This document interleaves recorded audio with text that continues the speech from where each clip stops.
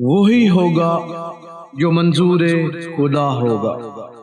نبی کریم صلی اللہ علیہ وسلم نے ارشاد فرمایا، اپنے نفع کی چیز کو کوشش سے حاصل کر اور اللہ سے مدد چاہ اور ہمت مت ہار، اور اگر تجھ پر کوئی واقعہ پڑ جائے تو یوں مت کہو کہ اگر میں یوں کرتا تو ایسا ایسا ہو جاتا، لیکن ایسے وقت میں یوں کہو کہ اللہ تعالی نے یہی مقدر فرمایا تھا، اور جو اس کو منظور ہوا اس نے وہی کیا۔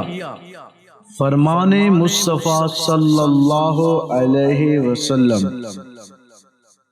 جب لوگ ظالم کو ظلم کرتا دیکھ کر اس کا ہاتھ نہ پکڑیں تو قریب ہے کہ اللہ عز و جل ان سب کو عذاب میں مبتلا کر دے۔